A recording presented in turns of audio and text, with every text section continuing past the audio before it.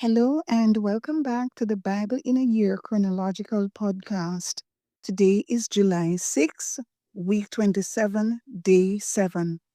I am Pamela P, and I'll be reading from Joel chapters 1 to 3 from the New American Standard Bible. Let us begin. The devastation by locusts. The word of the Lord that came to Joel, the son of Pethuel. Hear this, you elders, and listen, all inhabitants of the land. Has anything like this happened in your days or in your father's days? Tell your sons about it, and have your sons tell their sons, and their sons the next generation. What the gnawing locust has left, the swarming locust has eaten, and what the swarming locust has left, the creeping locust has eaten, and what the creeping locust has left, the stripping locust has eaten. Awake, you heavy drinkers, and weep, and wail, all you wine drinkers, because of the sweet wine, for it has eliminated from your mouth. For a nation has invaded my land, mighty and without number. Its teeth are the teeth of a lion, and it has the jaws of a lioness.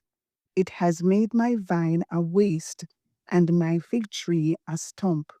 It has stripped them bare and hurled them away. Their branches have become white, wail like a virgin clothed with sackcloth for the groom of her youth. The grain offering and the drink offering have been cut off from the house of the Lord. The priests mourn, the ministers of the Lord. The field is ruined, the land mourns, for the grain is ruined. The new wine has dried up, fresh oil has failed.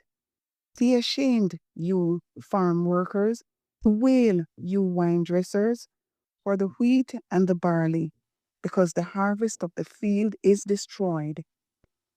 The vine has dried up, and the fig tree has withered. The pomegranate, palm also, and the apple tree, all the trees of the field have dried up. Indeed, joy has dried up from the sons of mankind. Put on sackcloth and mourn, you priests. Wail, you ministers of the altar. Come, spend the night in sackcloth, O ministers of my God, for the grain offering and the drink offering have been withheld from the house of your God. Starvation and drought. Consecrate a fast, proclaim a solemn assembly, gather the elders and all the inhabitants of the land to the house of the Lord your God, and cry out to the Lord, woe for the day!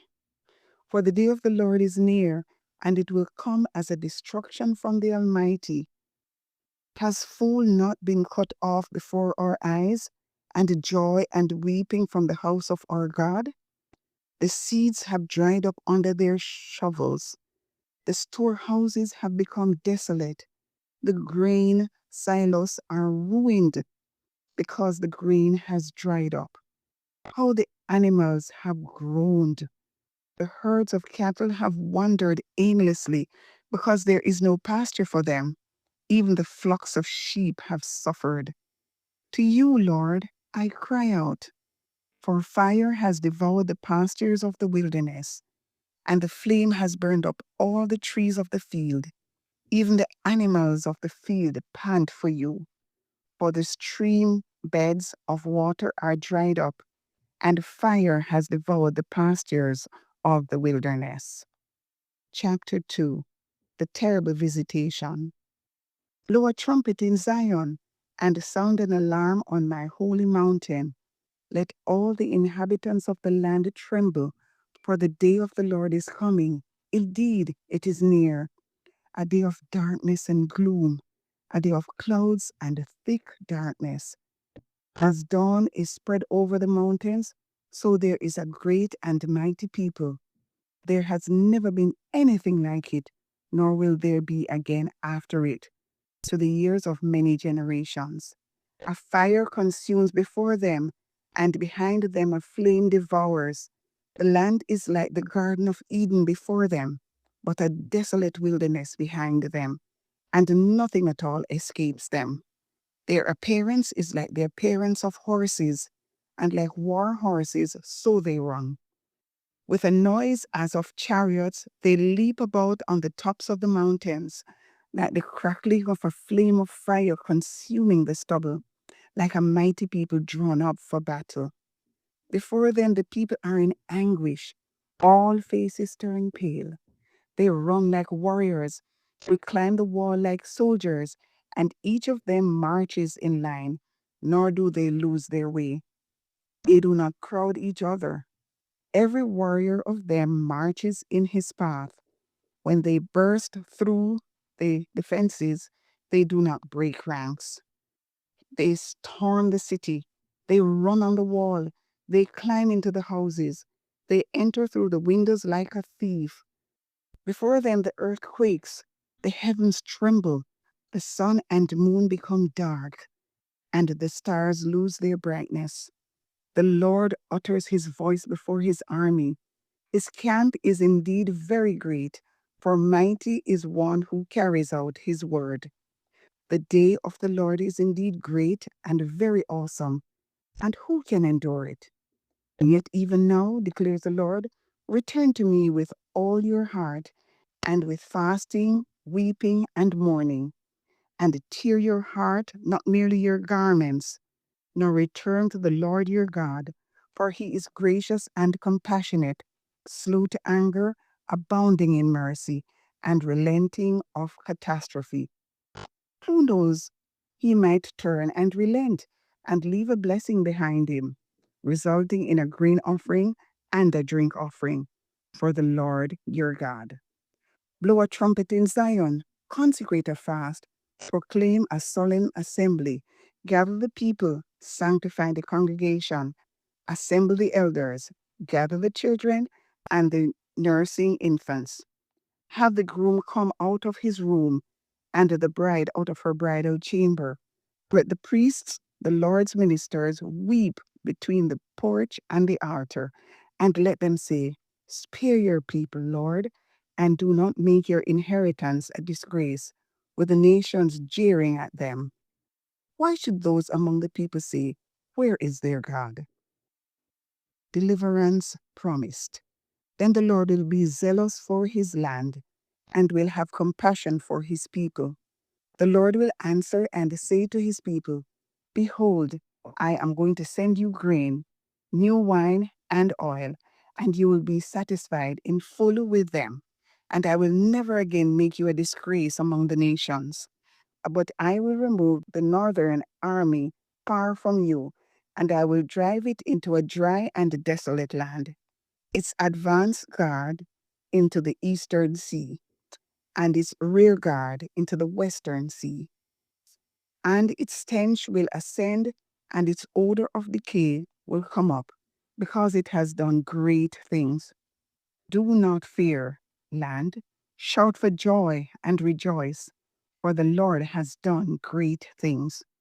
Do not fear, animals of the field, for the pastures of the wilderness have turned green, for the tree has produced its fruit. The fig tree and the vine have yielded in full. So shout for joy, you sons of Zion, and rejoice in the Lord your God, for he has given you the early rain for your vindication, and he has brought down for you the rain, the early and latter rain as before. The threshing floors will be full of grain, and the vats will overflow with the new wine and oil. Then I will compensate you for the years that the swarming locust has eaten, the creeping locust, the stripping locust, and the gnawing locust, my great army which I sent among you. You will have plenty to eat and be satisfied, and you will praise the name of the Lord your God, who has dealt wondrously with you. Then my people will never be put to shame. So you will know that I am in the midst of Israel, and that I am the Lord your God, and there is no other. And my people will never be put to shame. The promise of the Spirit.